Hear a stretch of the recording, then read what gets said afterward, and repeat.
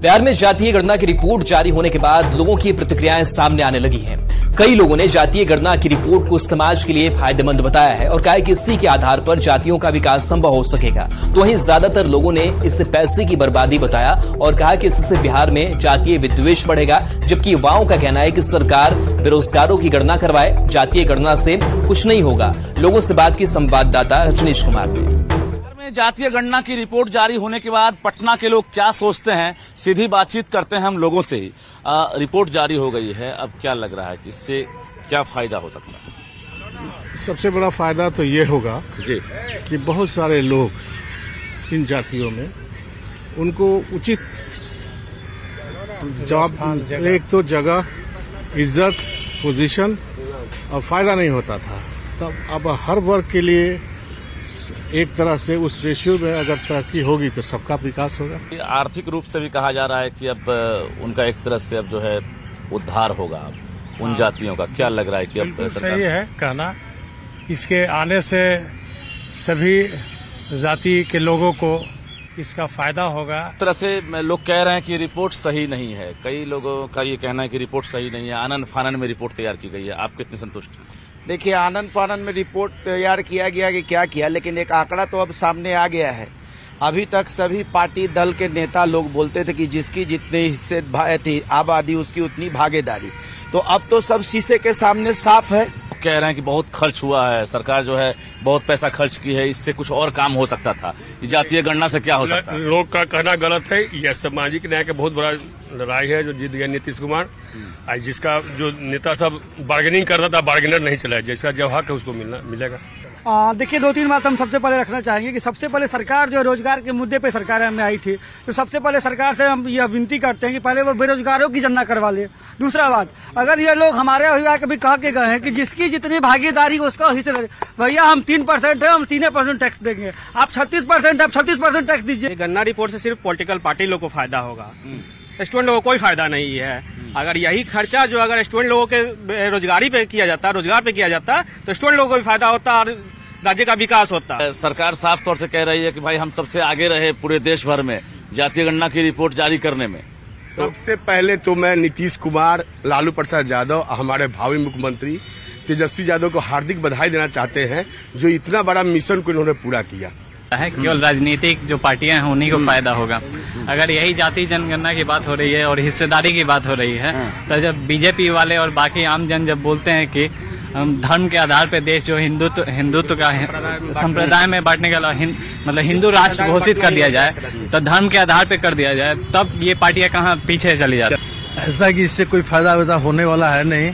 ये राजनीतिक पार्टी का अपना प्रोपेगेंडा है, फैलाकर एक दूसरे से बेमनस्त कराना। सिर्फ जाति की ही बात होती है बिहार में, और किसी चीज की बात ही नहीं होती। सारा वोट का समीकरण ही जाति पे चल रहा है, और जो नीतीश कुमार कराए बहुत गलत कराए। इससे फायदा है या नुकसान है? नुकसान है, कोई फायदा नहीं है। क्या फायदा है? फायदा कुछ नहीं है, वो पॉलिटिकल पार्टी को ही फायदा है, समाज को कोई फायदा नहीं है। ये और बांटने की कवायद है। ये ज्यादातर लोग यही कह रहे हैं कि सरकार ने बेवजह पैसे की बर्बादी की है, इससे समाज में भाईचारा नहीं बढ़ेगा बल्कि और विद्वेष बढ़ सकता है। कैमरामैन मनीष जुनिया के साथ रजनीश कुमार, न्यूज 18 पटना। दानापुर में बिहार रेजिमेंट के अग्निवीरों के दूसरे बैच की पासिंग आउट परेड की गई। बिहार रेजिमेंट के 344 अग्निवीरों के दूसरे बैच ने आज आखिरी बार अग्निवीरों के रूप में HUS गौड़ परेड ग्राउंड में मार्च पास्ट किया। इस ऐतिहासिक परेड की समीक्षा बिहार रेजिमेंटल सेंटर के कमांडेंट ब्रिगेडियर KD जसपाल ने की और कहा कि ये जवान हर परिस्थिति में देश के दुश्मनों को मारने और खदेड़ने में सक्षम है।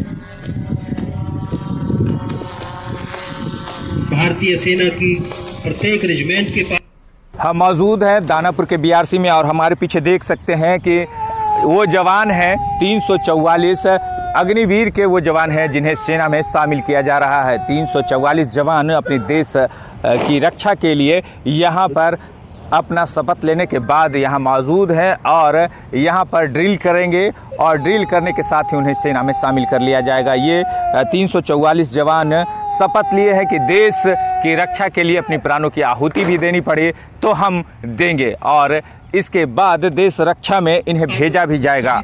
आर्मी में शामिल करने के बाद इन्हें जो आर्मी के रूल होते हैं उसके अनुसार जो है इन्हें शामिल किया जाएगा और इसके बाद फिर जो है अग्निवीर को देश रक्षा के लिए बॉर्डर पर भेजा जाएगा। और ये जो लंबी जो है कतारें देख सकते हैं, यहाँ पर जो है 344 अग्निवीर हैं और ये अग्निवीर कदम से कदम मिलाते हुए, बाँह से बाँह मिलाते हुए यहाँ पर ड्रिल कर कर ये दिखाएंगे कि हम में भी वो जोश और जज्बा है जो देश रक्षा में हर जवानों के पास होता है। अपनी प्राणों की आहुति लगाकर हम देश की रक्षा करेंगे और देश के लिए अपने प्राणों का न्यौछावर भी कर देंगे। तो ये 344 जवान हैं जो सेना में शामिल किए जा रहे हैं और ये अग्निवीर के दूसरे बैच के 344 जवान हैं जिन्हें सेना में शामिल किया जा रहा है। दानापुर से न्यूज़ 18 के लिए अमरजीत शर्मा। सीएम नीतीश कुमार एक्शन में हैं। आज फिर सीएम ने करीब 45 मिनट तक निरीक्षण किया। कैबिनेट की बैठक से पहले अचानक सीएम के सचिवालय पहुंचने से मंत्री और अधिकारियों के बीच हड़कंप मच गया। उस समय वहां के हालात के बारे में बता रहे हैं हमारे संवाददाता रजनीश कुमार। बैठक से ठीक 2 घंटे पहले सीएम नीतीश कुमार अचानक मुख्य सचिवालय पहुंच गए हैं और इस वक्त देख सकते हैं कि तमाम जो अधिकारी हैं, मंत्री हैं, उनके बीच आपाधापी मची हुई है और सुरक्षा कर्मी भी जो है अलर्ट मोड में है। यानी तकरीबन 45 मिनट से सीएम नीतीश कुमार मुख्य सचिवालय में जो है लगातार निरीक्षण करते हुए नजर आ रहे हैं और उसके बाद जो है अब यहां से अब रवानगी हो रही है। देख सकते हैं अब सीएम यहां से मुख्य सचिवालय से निकल रहे हैं। हालांकि अभी जाने का प्रस्थान का जो इलाका है कौन सा होगा ये कहना मुश्किल है, लेकिन फिलहाल देख सकते हैं कि हाथ हिलाकर सीएम ने अभिवादन कर दिया है और तमाम जो अधिकारी हैं वो भी सीएम के साथ रवाना हो रहे हैं। यानी सुबह 11:30 बजे से कैबिनेट की बैठक यहीं पर होनी है, लेकिन ठीक 2 घंटे पहले सीएम अचानक पहुंच गए और आज ही जो है सर्वदलीय बैठक भी बुलाई गई है 3:30 बजे मुख्यमंत्री सचिवालय में। उससे पहले सीएम जो है लगातार एक्शन मोड में नजर आ रहे हैं। इससे पहले भी सीएम नीतीश कुमार कई बार सचिवालय में हाल के दिनों निरीक्षण करने पहुंचे थे और आज भी मुख्य सचिवालय पहुंचे और देख सकते हैं कि आपाधापी मची रही और सीएम जो है अभी अधिकारियों से मुलाकात की है और उसके बाद फिर यहां से रवाना हुए हैं। कैमरामैन मनीष जुनिया के साथ रजनीश कुमार, न्यूज़ 18 पटना। खबर बघा से, जहां गंडक नदी के जलस्तर में लगातार हो रही गिरावट के बाद कई बिंदुओं पर कटाव के लिए नदी दबाव बना रही है। बघा के शास्त्री नगर में कटाव के बाद लोगों में दहशत है। गंडक नदी कटाव कर तेजी से रिहायशी इलाके की तरफ बढ़ रही है। जल संसाधन विभाग की ओर से सूचना के बाद कटाव को रोकने के लिए प्रभावी कदम उठाए जा रहे हैं। जायजा लिया है संवाददाता। तो कटाव रोकने की कोशिश लगातार जारी है। तस्वीर आपको दिखा रहे हैं। बताया जा रहा है कि बघा के शास्त्री नगर में कटाव के बाद लोगों में दहशत है। कटाव की तस्वीर आपको दिखा रहे हैं। गंडक नदी कटाव कर तेजी से रिहायशी इलाके की तरफ बढ़ रही है। जल संसाधन विभाग की ओर से सूचना के बाद कटाव को रोकने के लिए प्रभावी कदम भी उठाए जा रहे हैं। और चलिए न्यूज़ 18 बिहार झारखंड पर खबरें आपके लिए लगातार जारी है।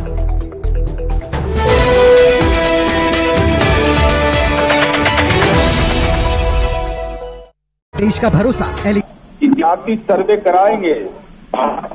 तमाम पेचीदगियों के बावजूद अटॉर्नी जनरल अपीयर हो रहे थे सुप्रीम कोर्ट में, बिना पक्षकार रहे, रोकने की हर कवायद हुई, लेकिन सत्य की जीत हुई और आज 2 अक्टूबर है।